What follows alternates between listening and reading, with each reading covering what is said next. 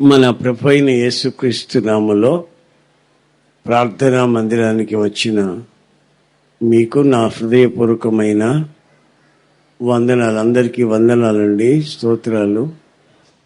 దేవుని ఇల్లు అని దేవుని మందిరాన్ని గురించి బైబిల్ చెప్తుంది. దేవుని ఇల్లు అని.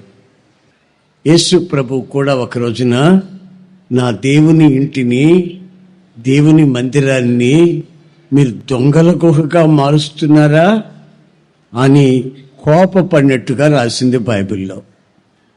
ఆయనకి బాధ కలిగింది. దేవుని మందిరాన్ని దేవుని మందిరంగానే ఉపయోగించుకోవాలి, కానీ దొంగల గుహగా ఉపయోగించకూడదనేది ఆయన మనసులో ఉన్నటువంటి ఉద్దేశం. ఆ ఆసక్తి, ఆ దైవికమైన ఆసక్తి ఆయన్ని భక్షిస్తూ ఉందట.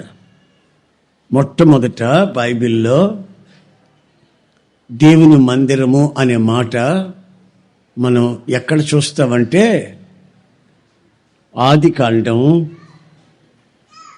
28వ అధ్యాయం 17వ వాక్యంలో చూస్తాం.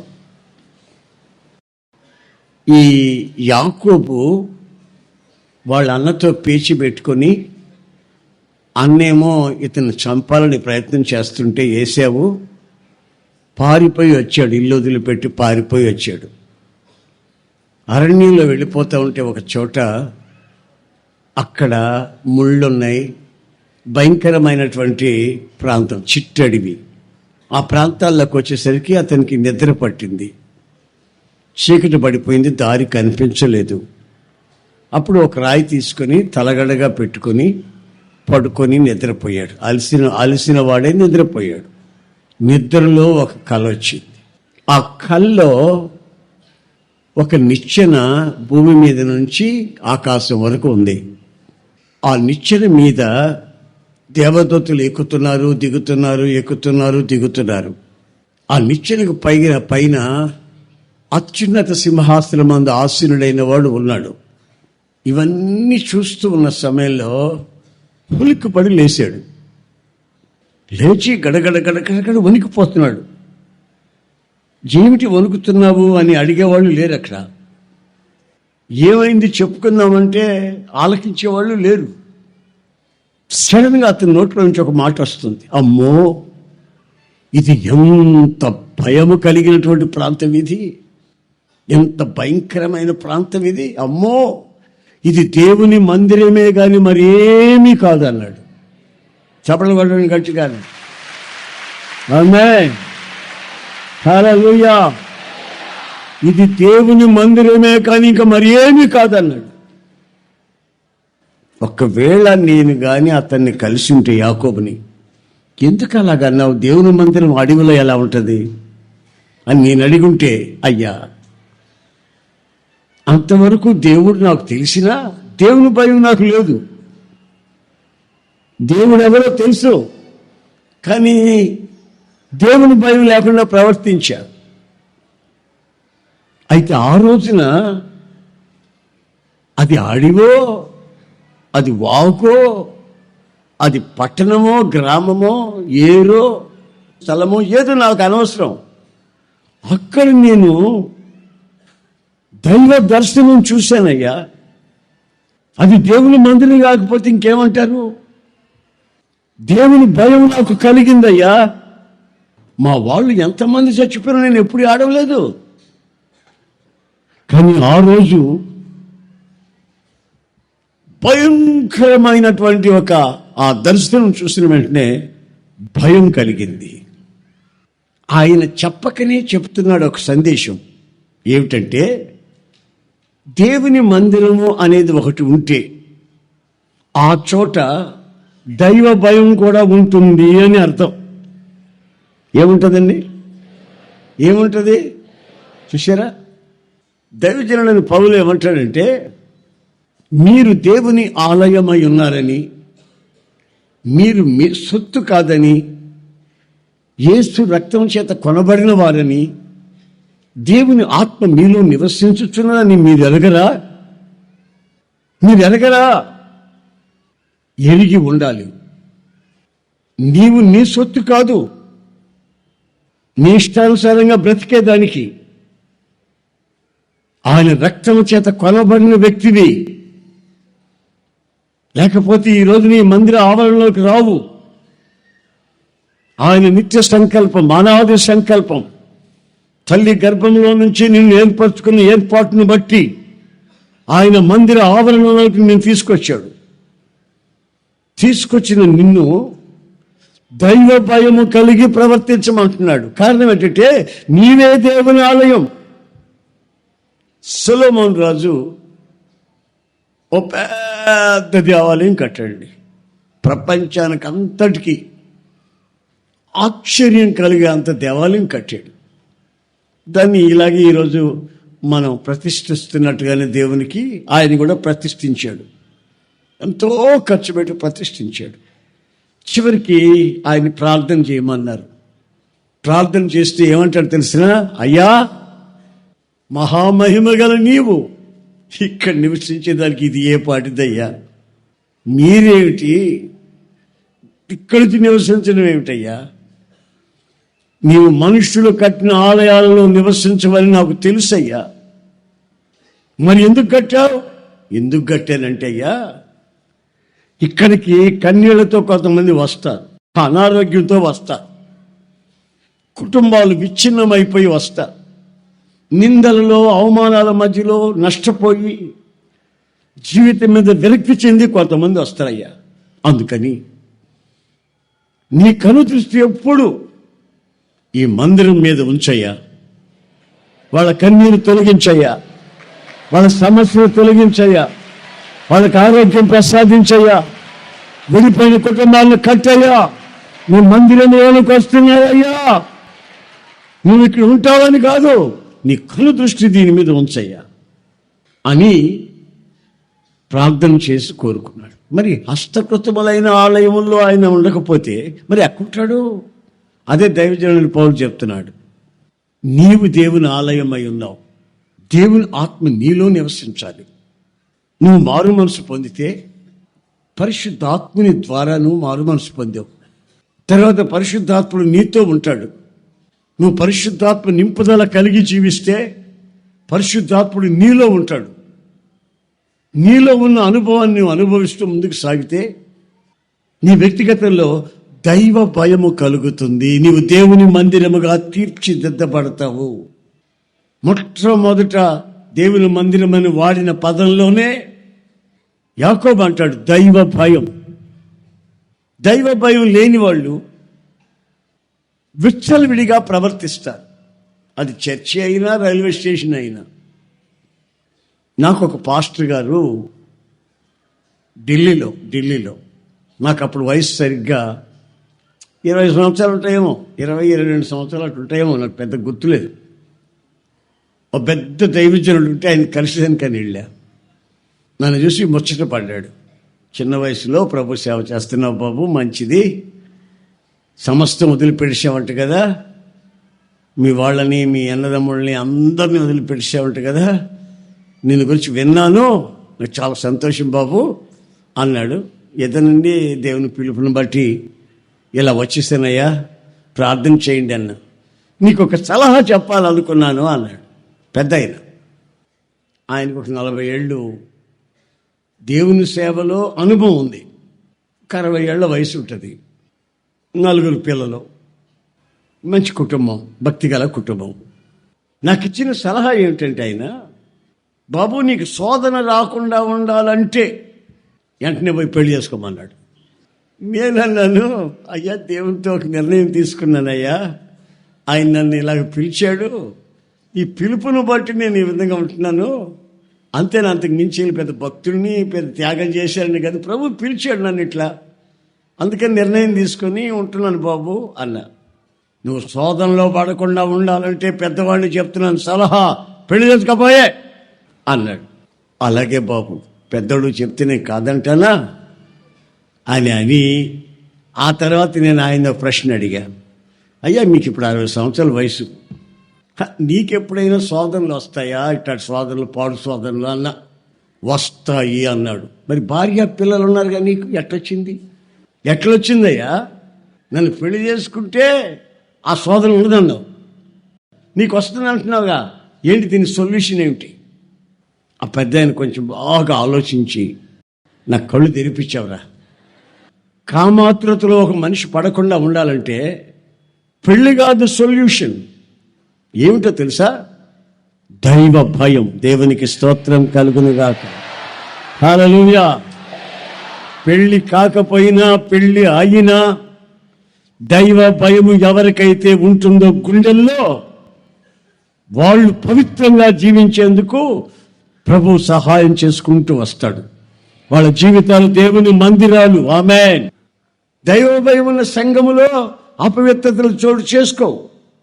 ఆ మహిమని ఆ సంఘములో ఉన్న వాళ్ళందరూ ఆదరిస్తారు, ఆచరిస్తారు. ఆమేన్, ఆమేన్, హల్లెలూయా. మరొకసారి ఏం జరిగిందంటే, దైవ భయం లేకుండా ఇద్దరు అన్నా చెల్లులు ఇద్దరు కలిసి, అహరోను మిర్యాములు ఇద్దరు కలిసి మోషేని నోటికి వచ్చినట్టు మాట్లాడేశారు. మోషే తలంచుకున్నాడు.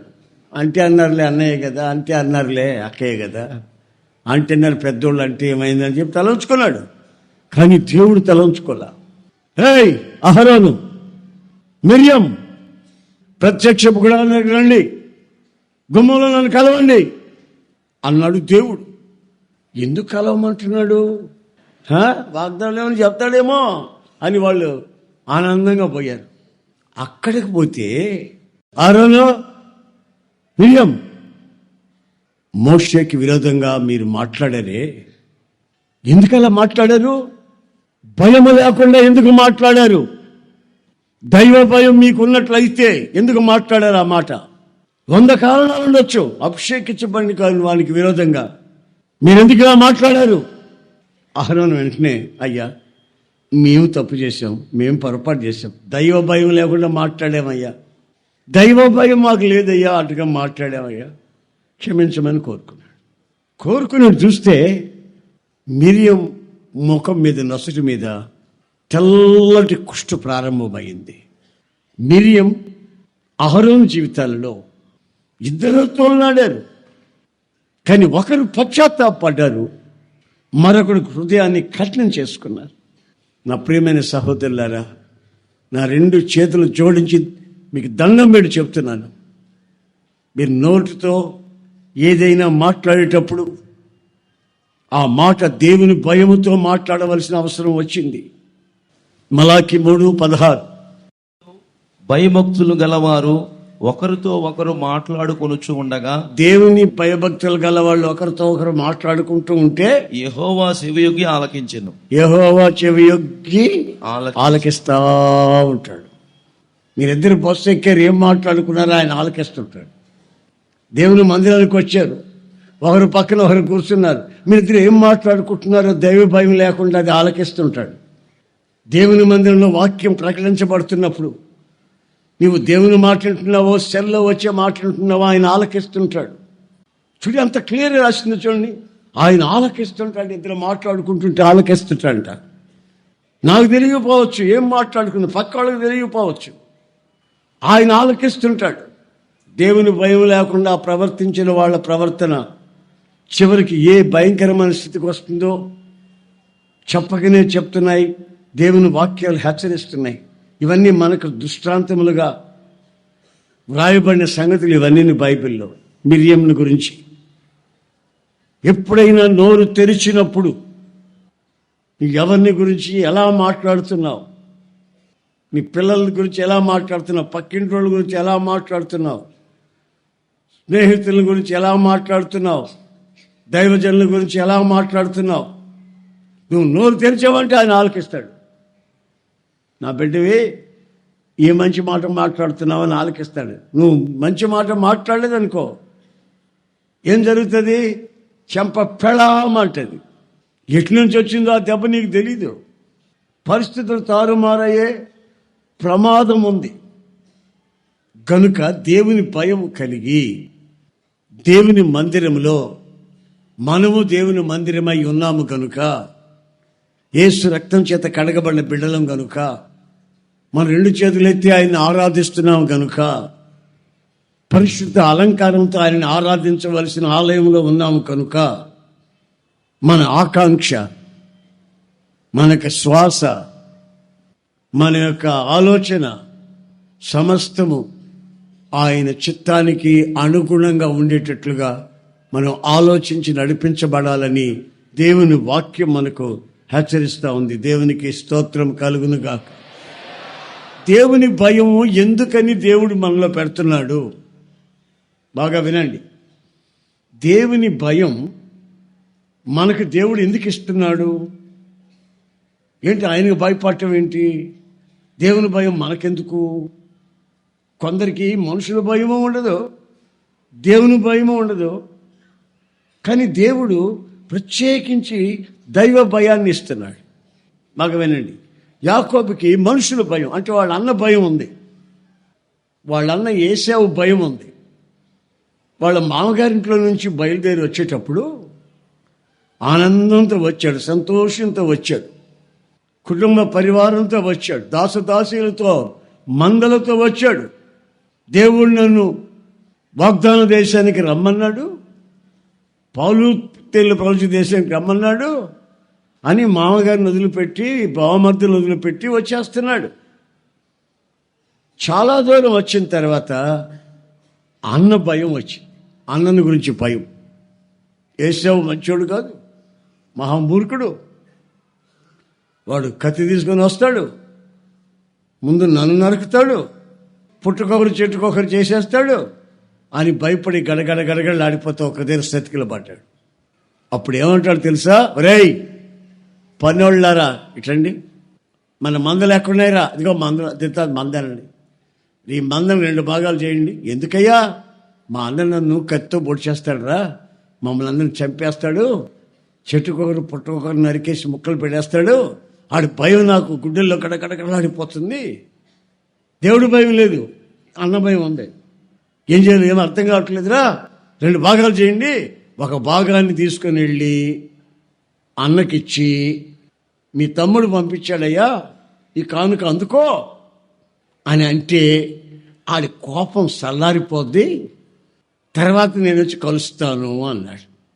అలాగే బాబా నీళ్ళంతా మంచి మంచి మంచి మంచి ఇటు కష్టపడి పాపం చెమటలు ఓర్చి జీతాలు వాళ్ళ మామ జీతాలు మారుస్తుంటే జీతాలు మార్పించుకొని పడరాని పాటలు పడి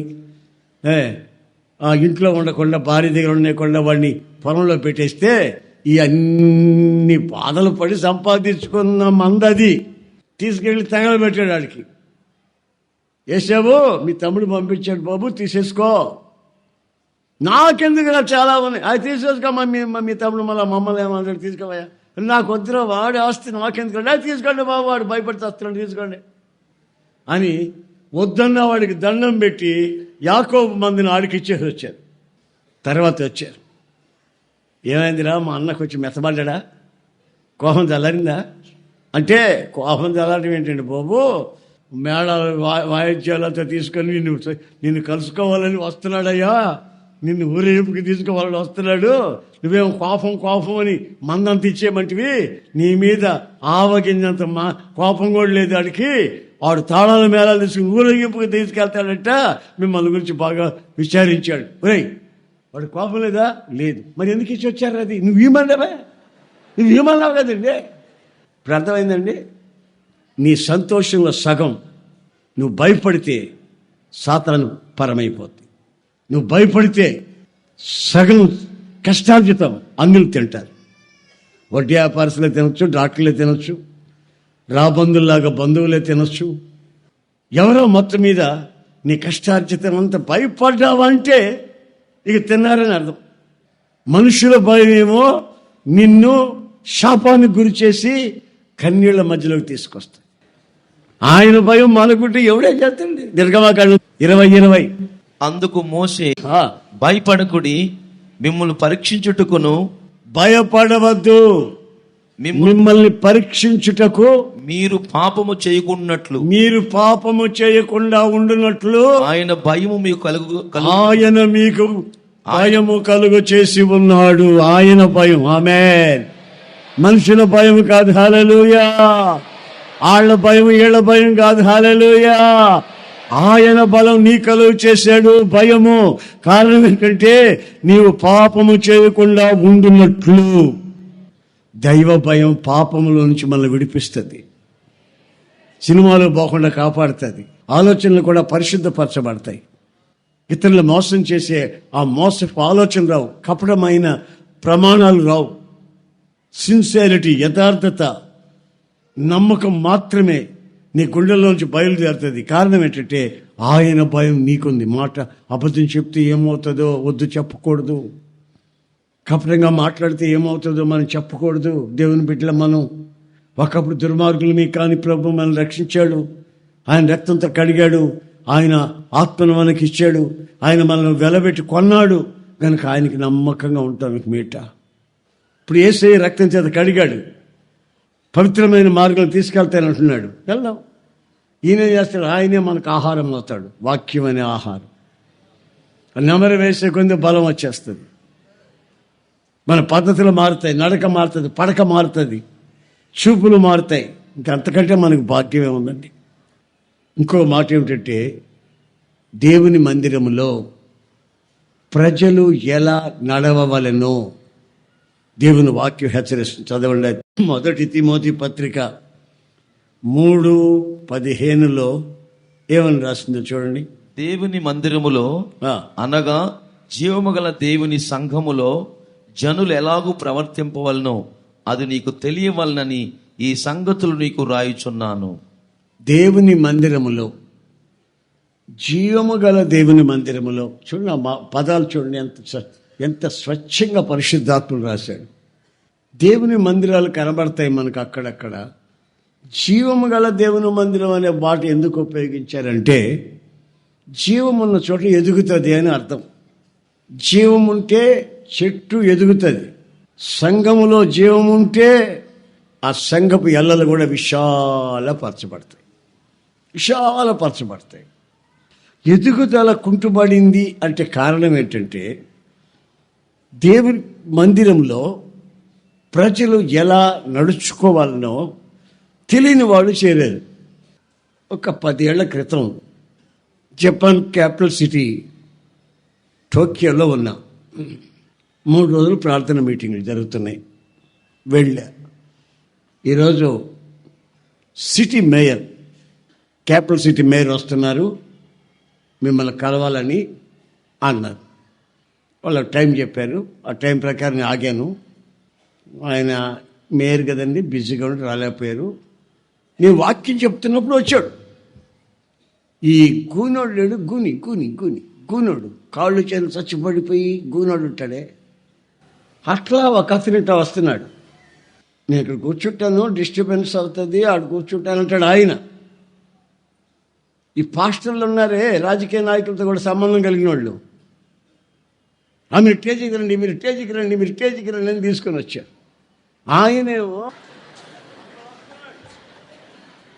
ఎప్పుడైతే అట్లా వస్తున్నాడో నేను ఒక అతను పిలిచి, బాయ్ అతను ఎక్కడో దగ్గర కూర్చోబెట్టి గూనోని తీసుకొస్తాను స్టేజ్లోకి అన్న అతను గూనె అని కాదు, ఈ క్యాపిటల్ సిటీకి మేయర్ అన్నారు. మరి ఏంటి అట్లా వస్తాయంటే దేవుని సన్నిధికి గౌరవం ఇస్తున్నాడు. దేవుని సన్నిధికి గౌరవం ఇస్తున్నాడు అతను.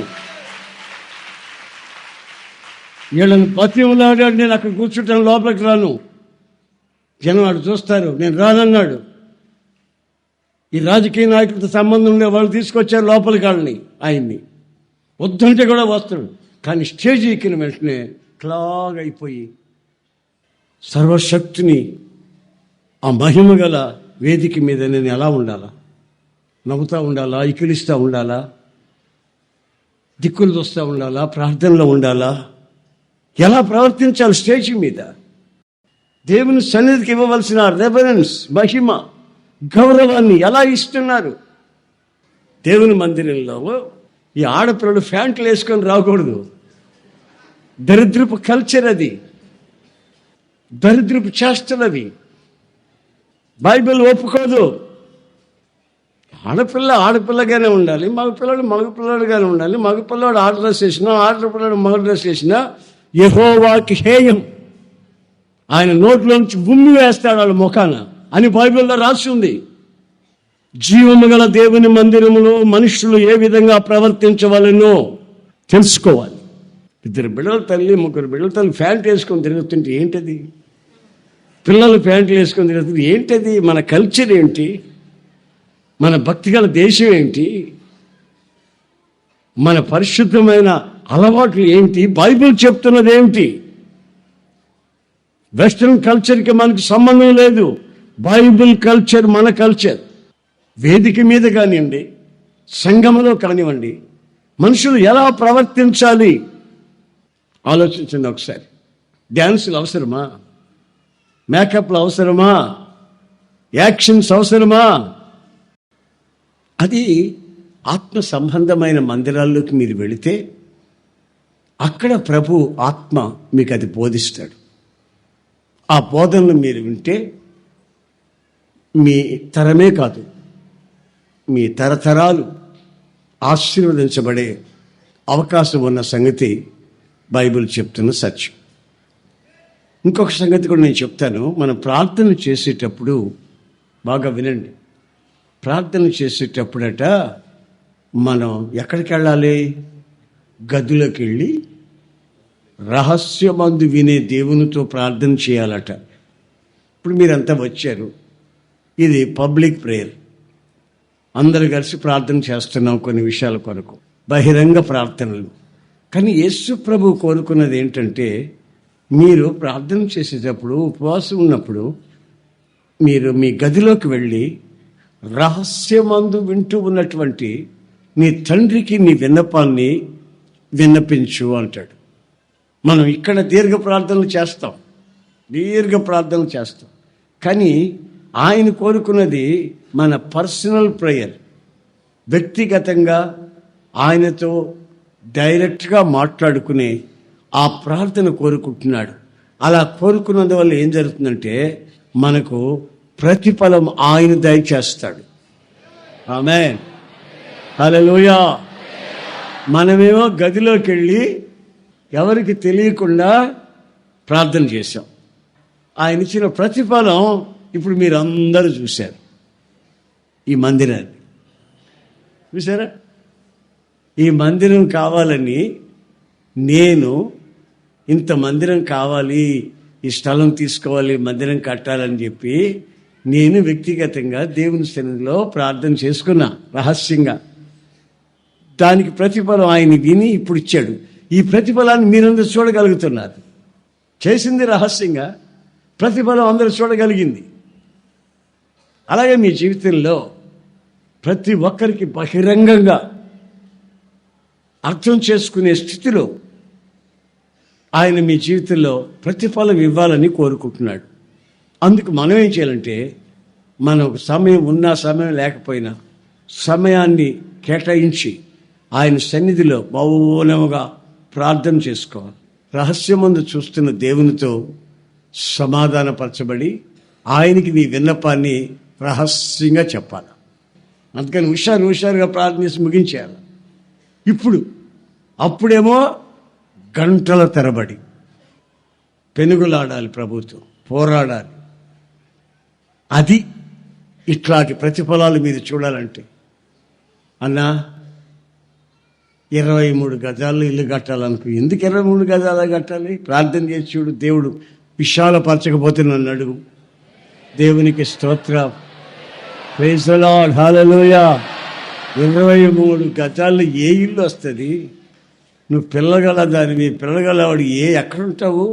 ప్రార్థన చేసి చూడు. దేవుడు అనుకూలపరచకపోతే నన్ను అడుగవచ్చు. సవాలుగా చెప్తున్నాను నేను. మీ సమస్య ఏదైనా సరే రహస్యమందు వినే నీ తండ్రికి సంగతులు చెప్తే ఆయన నిన్ను ఆశీర్వదించి అనేకులకు తెలిసే ఒక గొప్ప ఆశీర్వాదాన్ని నీకు ప్రసాదించుటకు ఆయన సిద్ధంగా ఉన్నాడు. ఆమేన్, ప్రైజ్ ది లార్డ్. ఆయన సన్నిధిలో క్రమంగా నడుచుకోండి, దేవుని భయం కలిగి ప్రవర్తించమని ఈ నూతన మందిరంలో దేవుని వాత్సల్యాన్ని బట్టి మీకు దండం పెట్టి చెప్తున్నాను. ఈ సంవత్సరం మనకు ఆశీర్వాదకరమైన సంవత్సరం. ఈ సంవత్సరాది నుండి ఈ సంవత్సరాంతం వరకు ఆయన ప్రతి అడుగున ఆయన సన్నిధిని మనకు అనుగ్రహించి ఆయన రక్తము చేత నేను కప్పుటకు ఆశిస్తున్నాడు. మోకరించండి, ప్రార్థన చేసుకుందాం.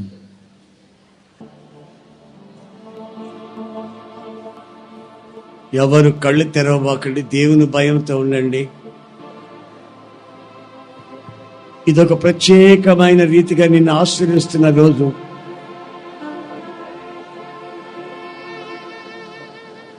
జీసస్, దేవుని మందిరములో ఎలా ప్రవర్తించాలనో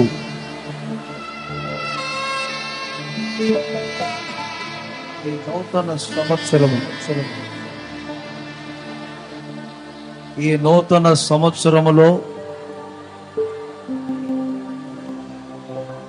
అనేకమైన ఆశీర్వాదాలు పొందాలని కోరుకొని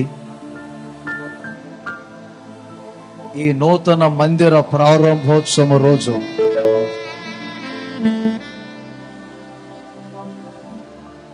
ఆయన మీతో మాట్లాడినటువంటి సమయం, ఆయన కన్ను దృష్టి నిలిపే ఈ ప్రార్థనా మందిరములో ఈ సంవత్సరమంతా సుఖ జీవముతో గడచు సంవత్సరముగా మార్చుకునేటట్లుగా ఇప్పటి వరకు మనుషుల భయము కలిగి నేను జీవించానయ్యా. మనస్సు చెరపబడింది, శరీరాలు అపవిత్రపరచబడినవి, కుటుంబాలు ఇప్పటికే పాడైన పరిస్థితులు. ఇక మీ భయము కలిగి నేను పాపము చేయకుండా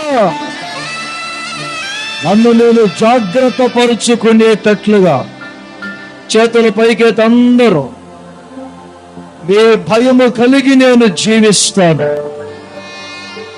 నా నోట వచ్చే ప్రతి మాటను మీరు చెవియొగ్గి ఆలకించుచున్నారని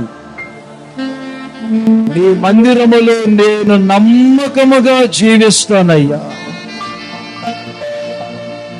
ఇది జీవము కలిగిన దేవుని మందిరమని, ఈ మందిరములో నా ప్రవర్తన నేను సరిచేసుకొని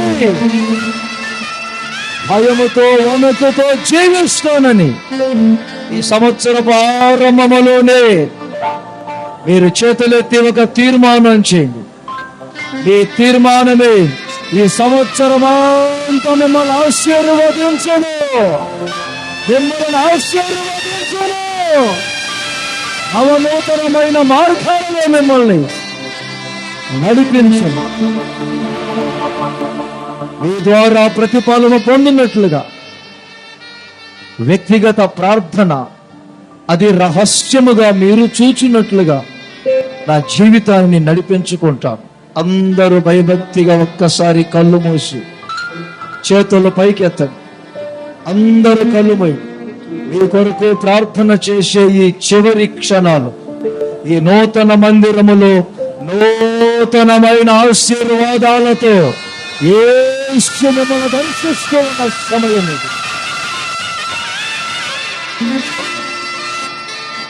ప్రార్థన.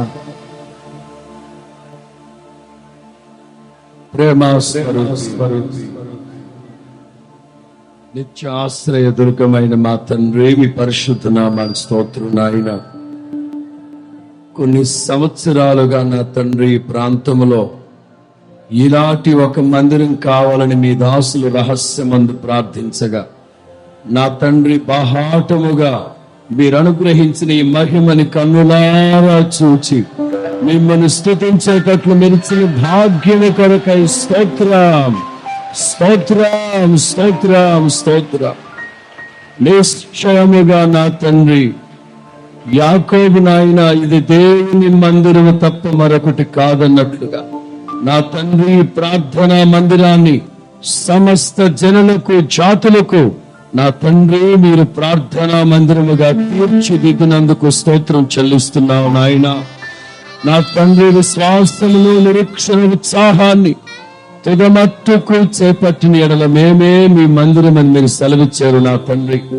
జీవము గల మీ మందిరములో జనులు ఎలా ప్రవర్తించాలో ఒక్కొక్క విషయాన్ని మీరు విడమరిచి ప్రజలతో ముచ్చటించిన వాక్కుల కొరకై స్తోత్రం స్తోత్రం స్తోత్రం స్తోత్రం స్తోత్రం.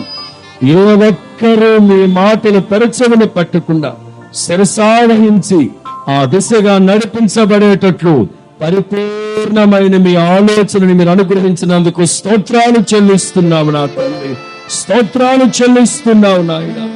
ఈ సంవత్సర ప్రారంభంలోనే నా తండ్రి గొప్ప జన సమూహముగా మీ పాదాల చెంత చేరి మీ ఆలోచనలు గ్రహించడానికి మీరిచ్చిన ఈ చక్కటి అవకాశము కొరకై స్తోత్రం స్తోత్రం స్తోత్రం నాయన.